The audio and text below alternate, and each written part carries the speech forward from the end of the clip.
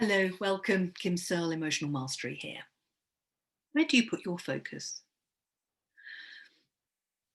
One of the things that I find, and I'm still learning myself, is the idea of where you put your attention, your energy flows.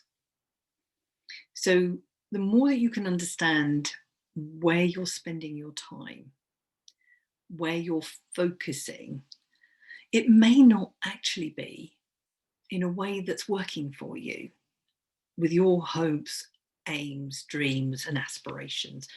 And it might not be something that was your choosing. If you're a follower of the law of attraction, I'm sure you're completely aware of this idea that energy is just something that we have going on all the time. And if you're constantly focused in one area, then you'll get more of the same potentially. So if this one area is bringing you joy and happiness or abundance or more health, then guess what? You will get more of that. But what if your attention is on something that's dragging you down? You don't like doing, you hate it, you get cross about it, you are sad about it, or it's just heavy, or you're doing out of guilt.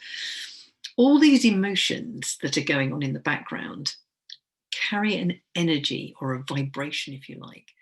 And what happens is that brings you down every time you have to do it. In the course of this video, I just want to talk a little bit more about that. Talk about how we're very often lulled into a life rhythm that's not necessarily of our choosing or making. And yet somehow we never validate it or check it out and make sure that we've considered the best options, not just for the person or the work that we're doing, but also for us, because it's an important part of what we're doing.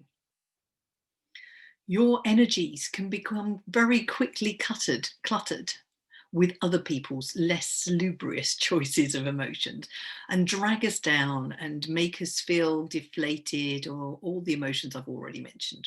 You know the ones I'm talking about. And it's so important that you can keep your energies higher, particularly at this time in history, particular for those around you. So I wonder then, if I could ask you to do one thing that could lead to a second thing and then a third thing, let's just do the first thing. What if I asked you to take a day, a typical day, and pay attention to what you do in that day? Nothing else for you to do at this point. And I want you to notice how you feel about it. Are you doing it with love, joy, happiness, enthusiasm, commitment, excitement, opportunity? Or are you doing it because you have to, must do, could do, should do? All the things that sort of suggest it's not yours. Notice those energies that you're bringing, the emotional content. And I'm sure somewhere in there may be some good stuff and you might have some mix. It's okay. Just look for the dominant feeling about what it is you're doing. Because what you will find is a really valuable set of information that you can start to see how you may have been lulled into a habitual behavior, habitual task, or things that you've got to do that are just not working for you in the way you need them to. And why is this interesting? Because the second thing is understanding why you're doing them. If they're not bringing you happiness, joy, love, excitement, all those good, feel-good feelings, the question is, what's going on for you? Maybe you're saying yes because you feel you have to do something, even though you don't want to. Are you feeling like there's a routine task that can just bore you rigid and you do it because you sort of have to, or it's expected? Mine was ironing. I hated ironing. I didn't love it at all. And it always seemed to build up. So it was even worse when I got round to doing it. Well, the answer for me on that one was to stop buying clothes that needed ironing. It was easy. Maybe there's an expectation on you that you'll behave in a certain way. You know what it's like. Christmas is coming, or birthdays, and suddenly there's a family event and there's an expectation that you'll be or do something certain. It's a bit of a struggle for you, and it's okay. Just knowing this is really useful, because then you can get under what's going on. If you're saying to yourself, I must, I should, I have to, um, there's an expectation, all these good things, that's not you. That's somebody else in your world that has taught you that that's what needs to happen. But what if it wasn't? What if you were able to do something different and then just let them go, or get somebody else to do them? I remember years ago, I had to go back to work after a previous incarnation being self-employed. And I had no choice, but it was the first job that came up and I took it. And I hated it. I hated the hours. I hated the actual work itself, because I didn't understand a lot of it. I didn't understand. It wasn't anything I'd been familiar with. I didn't like the traveling. I didn't like this. I didn't like that. Rah, rah, rah, rah, rah. And I'd been there about a year or two and it hadn't got any better, which is really unusual for me. Normally when there's a change going on, I might feel uncomfortable, but not normally for 6 months max. But this was 18 months down. And I was actually seeing a hypnotherapist at the time to sort out some other stuff that was going on for me. And she did an exercise on with me, which was about what was important to me. Oh my word. I had a complete 180-degree pivot as I suddenly looked at what was important to me about work. It needed to have variety. It needed to be with people. I needed to be learning. And I needed flexibility. And that was exactly what this role was providing. I'm like, oh my gosh, I had got so focal visioned, tunnel vision over what I had been doing, the technical side of things that just bored me rigid always. But it was all the other stuff that brought me joy. And it was there. I just hadn't been focusing on them. From that day onwards until nearly just before I left. Awesome job. I loved it. And this is what I want for you, is to look at what's going on for you and understand what it is. Is it something you really do have to do? What happens if you wanted to get out of it altogether and stop it?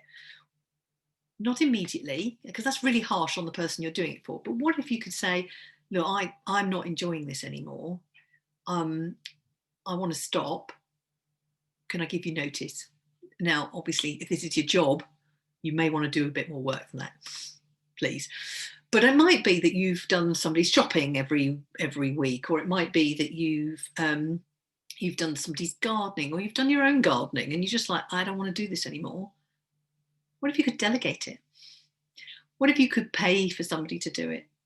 Would that work? Or maybe you could do some sort of skill swap. I remember very much going on holiday and talking about the things that I loved, and people would talk about what they wanted to do, and we just mixed and matched so that we were always doing something we loved pretty much, but actually in a way that everybody got something.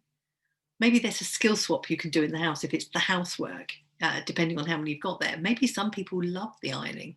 I wish I'd had somebody like that. Maybe somebody loves doing the washing up or the garden. Engage them in doing that, delegate it. And of course, then you come down to the things you really cannot stop. So looking after elderly parents, or, sorting out, I don't know, some other part of your life that you still need to do. Continue to do it, but maybe you could do something like I did and find the things in it that bring you the joy. Trust me, you will be so grateful that you've looked at this and reviewed it, because you no longer have to live the way you have been. There are options for you. And all you've got to do is find them. Find a way that works for you and for the other person, because this is, we want to do it respectfully and we want to do it with love. It's just that it's not right for you anymore. So I very often talk, when I talk to my clients, about the energies that we bring to things. They may say they're happy with something, but when you dig underneath, it's a happiness that's been forced. These energies are so, they're there and they're affecting them, but in an unseen and insidious way. Let's let them go. Let them disappear, dissipate, change in some way. Because once you start to do the things that you love more and more, the more life will just suddenly start to work for you, to be in flow for you. Wouldn't that be amazing? If you need some help with this, are you ready to understand more about who you are? Are you ready to begin living your life with you in it as a center point? And you're recognizing that you can make those changes, but you might want a bit of help.